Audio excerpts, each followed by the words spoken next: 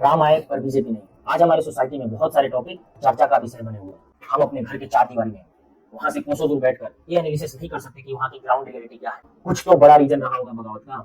ठीक है, माना आपने काम किया, बट आपके काम से वहां के लोकल लोग को बेनिफिट होगा, तभी तो आपको बेनिफिट होगा। मैं सोशल मीडिया यूज करता हूं। मैंने क्या यूपी वालों ने, अयोध्या वालों ने बीजेपी को सपोर्ट नहीं किया। ये लोग दलाल निकल गए। ये लोग फिर से वही रामायण वाला काल काम कर दिया जो सीता माता को रामायण में किया था।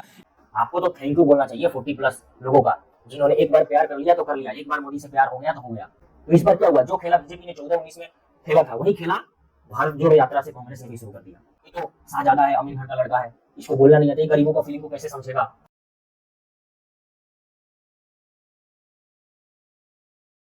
राम आए पर बीजेपी नहीं। आज हमारे सोसाइटी में बहुत सारे टॉपिक चर्चा का विषय बने हुए हैं। पॉइंट नंबर 1, राम आए पर बीजेपी नहीं। सपा के 37 सीट अपने दम पर कि बीजेपी की गलती पर।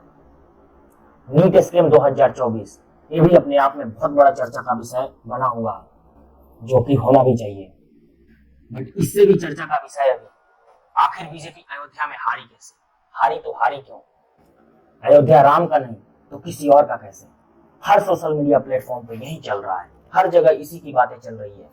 मेरे दोस्त, मैं कोई पॉलिटिकल विशेषज्ञ तो नहीं इस पर टिप्पणी करूं, लेकिन हाँ, जितना मैंने रिसर्च किया है और मेरे नॉलेज के अकॉर्डिंग अयोध्या के हार के रहे बहुत सारे रीजन। क्या वहां के लोग धोखेबाज हैं? क्या यूपी के लोग बनावटी हैं? क्या वहां के लोग सच में गलत तो नहीं? ऐसा हम सबका मानना है। बट मेरे दोस्त, हम अपने घर के चार दीवारी में वहां से कोसों दूर बैठकर ये एनालिसिस नहीं कर सकते कि वहां की ग्राउंड रियलिटी क्या है। मेरे दोस्त, यह वही अयोध्या है, यह वही यूपी है जो आपको 14 और 19 में बहुमत दिलाता है। तो फिर इस बार ऐसा क्यों? कुछ तो बड़ा रीजन रहा होगा बगावत का। ठीक है, माना आपने काम किया, बट आपके काम से वहां के लोकल लोग को बेनिफिट होगा, तभी तो आपको बेनिफिट होगा। मैं सोशल मीडिया यूज करता हूं। मैंने आज कल दिन भर सोशल मीडिया यूज किया। वहां पे क्या बोला जा रहा है? कोई बोल रहा है मैं आंध्र प्रदेश से हूं, कोई बोला मैं मध्य प्रदेश से हूं। मैंने बीजेपी को पूरा सपोर्ट किया। यूपी वालों ने, अयोध्या वालों ने बीजेपी को सपोर्ट नहीं किया। ये लोग दलाल निकल गए। ये लोग फिर से वही रामायण वाला काल काम कर दिया जो सीता माता को रामायण में किया था। ये लोग ने फिर से वही काम कर दिया। ऐसा बिल्कुल नहीं है। हर बात पर लोकल लोगों को, मोदी को, योगी को ब्लेम करना कहीं से कहीं तक ठीक नहीं लगता मेरे दोस्त। ये वही जनता है जो 14 और 19 में आपके साथ थी। तो आज ऐसा क्या प्रॉब्लम है जो आपके साथ थी आज आपके अगेंस्ट है? कुछ ना कुछ तो ऐसा बड़ा प्रॉब्लम रहा होगा, कुछ ना कुछ तो ऐसा इशू रहा होगा। ये अपने आप में क्वेश्चन है जो सोचने पर मजबूर करता है, जिस पर बीजेपी को ध्यान देना चाहिए था। सिर्फ राम मंदिर बनवा के आप चाहते हो कि सबका वोट ले लें, तो ऐसा थोड़ी ना हो सकता। राम मंदिर तो अलग विषय हो गया, वहां की एक लोकल मुद्दा भी तो रहता है। लोकल क्या वहां पे प्रॉब्लम है उसका भी ध्यान आपको रखना चाहिए था। क्या वहां के लोग लोकल कैंडिडेट से, जो आपने कैंडिडेट को खड़ा किया है, उससे खुश थे कि नहीं थे?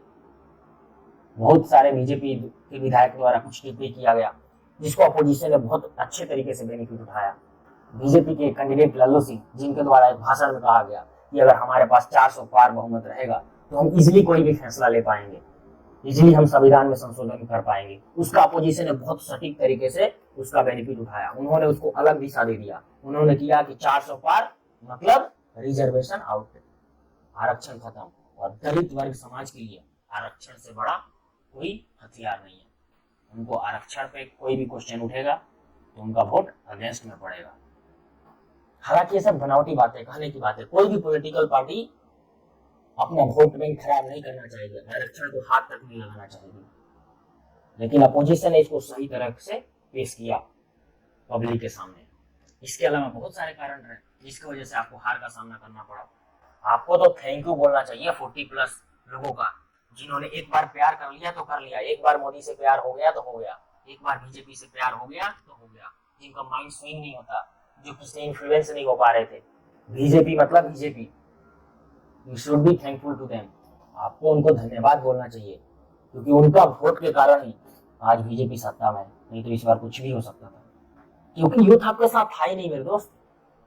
यूपी एंड बिहार जैसे स्टेट में, जहां से एवरी ईयर बहुत सारे कैंडिडेट गवर्नमेंट एग्जाम की तैयारी करते हैं, लाखों में गवर्नमेंट एग्जाम की तैयारी करने वाले कैंडिडेट होते हैं, वहां पे एक तो आपकी भर्ती नहीं आती, या भर्ती आती है तो उसमें स्कैम हो जाता है, फ्रॉड हो जाता है। इसी साल नीट 2024 में सेंट्रल लेवल का एग्जाम हो रहा है, एंट्रेंस एग्जाम, उसमें इस लेवल का स्कैम चल रहा है। अभी बहुत बड़ा मुद्दा बना हुआ है। और इसका जो टेंटेटिव डेट था आने का, रिजल्ट क्लियर होना था 14 जून को, उसको अब 4 जून कर लेकर आते हो। ऐसा तो होता नहीं कि भारत में टेंटेटिव डेट से पहले रिजल्ट आ जाए। अक्सर ये होता है कि 14 जून को दिया हुआ है तो 15-16 जून लेट ही आएगा, रिजल्ट पहले नहीं आया करता था। लेकिन इस बार 14 को रिजल्ट डिक्लेयर होना था, रिजल्ट आता है 4 जून को, इलेक्शन के रिजल्ट वाले दिन। समझ रहे हो कितना बड़ा स्कीम को छिपाने की कोशिश की जा रही है। तो जनता तो इसका उत्तर मांगेगी ना, आपको आंसर देना पड़ेगा मेरे दोस्त। कौन है इसके जिम्मेदार, ये क्यों हो रहे इतने बड़े बड़े स्कीम? क्या लगता है आपको बीजेपी युद्ध से हारा, बीजेपी सोशल मीडिया से हारा? जो कुछ साल पहले वो दूसरे के साथ खेला करता था वही खेला आज उसके साथ हो गया। ऐसा मैं नहीं कहता, एक रिपोर्ट कहता है। According to that YouTube, Instagram, Facebook, Twitter, हर सोशल मीडिया प्लेटफॉर्म पे कांग्रेस के व्यूज रहे काफी ज्यादा एज कम्पेयर टू बीजेपी। लेकिन जस्ट 2014 के इलेक्शन में ये जस्ट अपोजिट था।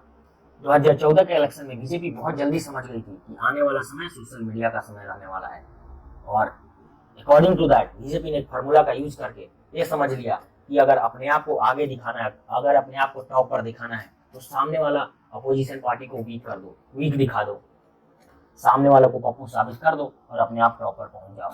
और बीजेपी ने यही किया, सामने वाला अपोजिशन को पप्पू साबित कर दिया। उस बंदे की इस लेवल पे बेइज्जती की गई कि अगर 4-5 लोग आपस में बात कर रहे हैं, 4-5 लोगों का ग्रुप है, किसी भी बंदे का इंसल्ट करना हो उसको सिर्फ पप्पू बोलना है बस। पप्पू बोलते ही अपने आप में बहुत ज्यादा बेइज्जती फील करेगा। तो मेरे दोस्त, मैं कोई बहुत बड़ा पॉलिटिकल विशेषज्ञ तो नहीं, लेकिन हाँ मैं राहुल गांधी को इस बात के लिए जरूर सैल्यूट करूंगा कि बंदे की किस लेवल की मनोस्थिति रही, कैसे उसने बाउंस बैक किया, क्या मेंटल स्थिति रही, इसके लिए मैं जरूर उसको सैल्यूट करता हूँ। उसके काम के लिए मेरे को नहीं मालूम कैसा काम है कैसा नहीं है, बट इस बात के लिए, इसके लिए इंस्पिरेशन है मेरे दोस्त कि कैसे कोई बाउंस बैक, कैसे कोई कम बैक कर सकता है। बेस्ट एग्जाम्पल भाई, हर सोशल मीडिया प्लेटफॉर्म पे, हर जगह, इवन उसके पार्टी मेंबर भी उसको इंसल्ट करते समय नहीं सकते थे, पप्पू बोलने में नहीं शर्म करते थे। क्या हालत रही होगी मेरे दोस्त उस बंदे की, सोचो, जो शुरू से ही एक टॉप लेवल की इमेज लेके घूम रहा था, बढ़िया घर में पैदा हुआ था, हर कोई पप्पू बोले जा रहा है, हर कोई पप्पू बोलने जा रहा है। इवन छोटा सा बच्चा है उसको भी मालूम था पप्पू कौन है, मास्टर क्लास में पढ़ा रहा है वो भी बोल रहा है किसी को पप्पू, पप्पू मतलब समझ लो हर लेवल पे उसकी मतलब एकदम खत्म ही हो गया था। बोला कि राहुल गांधी खत्म, आ ही नहीं सकता, खत्म है इसका करियर। लेकिन इस बार के इलेक्शन में भाई उसने उल्टा खेल कर दिया, इसको कहते हैं कम बैक। तो इस मामले में राहुल गांधी जरूर एक इंस्पिरेशन है मेरे दोस्त, सीखना चाहिए, लर्निंग लेना चाहिए। बाकी मुझे नहीं मालूम पॉलिटिकल उसकी करियर क्या है क्या नहीं है, लेकिन इस मामले में मैं जरूर उसको सैल्यूट करता हूँ। तो इस बार क्या हुआ, जो खेला बीजेपी ने 14-19 में खेला था वही खेला भारत जोड़ो यात्रा से कांग्रेस ने भी शुरू कर दिया। हर जगह कितने सारे कैमरा एक साथ राहुल गांधी के साथ जाते थे, हर स्थिति को दिखाते थे। तो 2014 में अपोजिशन है अगेंस्ट दिखाया था, देखो शाहजादा है, अमीर घर का लड़का है, इसको बोलना नहीं आता, गरीबों को फिल्म को कैसे समझेगा। तो भारत जोड़ो यात्रा में यही अपोजिशन ने दिखाया कि हाँ गरीब से मिल रहा है, गरीब की बातों को समझ रहा है, बॉटम लेवल के लोगों से बातें कर रहा है। ये है मेरे तो सोशल मीडिया की पावर। तो आई थिंक आपने भी इस बार के इलेक्शन में सोशल मीडिया के पावर को अनुभव किया होगा। तो 2014 के इलेक्शन के टाइम जो लोगों के लिए शाहजादा लगता था कि ये तो अमीर घर का लड़का है, ये हमारी दुख दर्द क्या समझेगा, आज वो सेम बंदा उन्हीं लोगों के लिए नायक हो गया, उनका लीडर बन गया। तो आप में कॉन्फिडेंस है तो आप कुछ भी बदल सकते हो। और ये बीजेपी इस बार काम नहीं कर पाई क्योंकि बीजेपी का लीडर कौन था, नरेंद्र मोदी। अब मोदी जी के पास प्राइम मिनिस्टर है, बहुत सारे रिस्ट्रिक्शन है, हर जगह जाना है सिक्योरिटी उनके पीछे जाएगी, हर किसी से जाके मिल नहीं सकता। लेकिन राहुल गांधी के पास ऐसा तो कोई प्रॉब्लम था नहीं, हर किसी से मिल सकते हैं। भारत जोड़ो यात्रा में कितना सारे क्लिप दिखाए गए, कितने सारे ब्लॉग बनाए गए, और उनके पीछे पीछे बहुत सारे यूट्यूबर ने उस कवरेज को कवर किया। और हर जगह राहुल गांधी राहुल गांधी राहुल गांधी, भाई बंदा मेहनत कर रहा, दम कर रहा, ऑफकोर्स मेहनत करी है, ऐसा नहीं है। तो ठीक है, कोई भी जीते क्या फर्क पड़ता है, देश का विकास होना चाहिए, समाज का विकास होना चाहिए, ऑपोजिशन भी सही होना चाहिए, ठीक है। मैं इस पर बहुत ज्यादा डीप बातें नहीं करना चाहूंगा, मैंने आपको पहले ही बताया मैं कोई बहुत बड़ा पॉलिटिकल विशेषज्ञ नहीं हूँ इस पर टिप्पणी करूँ। ये आपका काम है, आपको क्या सही लगता है, आपको क्या गलत लगता है, आप किसको फॉलो करते हो, आप किसको फॉलो नहीं करते हो। हिंदुस्तान में मालूम है सबसे बड़ी प्रॉब्लम क्या है, अगर कोई बंदा एक आइडियोलॉजी को सपोर्ट करता है, एक पार्टी को सपोर्ट करता है, तो उस पार्टी को कोई गलत काम को भी सही सिद्ध करने में लग जाएगा, उसको एक्सेप्ट नहीं करेगा। ये बहुत बड़ी प्रॉब्लम है। ठीक है, कोई दिक्कत नहीं है, आप जिसको पसंद है उसको सपोर्ट कीजिए, आप जिस आइडियोलॉजी को फॉलो करते हैं फॉलो कीजिए, बिल्कुल। लेकिन जो गलत है वो गलत है ना, उसको सही करने में क्यों लगे हुए हैं। इस पर सुधार करने की जरूरत है, जब भी हमारे समाज का, हमारे देश का विकास हो। मालूम नहीं बीजेपी के समर्थक इतने दुखी क्यों हैं।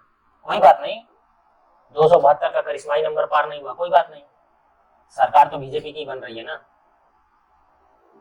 हो सकता है अपने दम पर नहीं बन रही है, अपने कंडीशन पर नहीं बन रही है, लेकिन बन तो बीजेपी की रही है ना।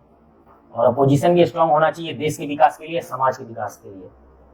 ऐसा नहीं कि बीजेपी ने काम नहीं किया, बीजेपी ने कुछ बहुत अच्छे काम किए हैं, कुछ बहुत अच्छे डिसीजन लिया है जो शायद मोदी सरकार ही ले पाता, but at the same time कुछ गलतियां भी हुई हैं जिन पर काम करने की जरूरत है, जिसको सुधार करने की जरूरत है।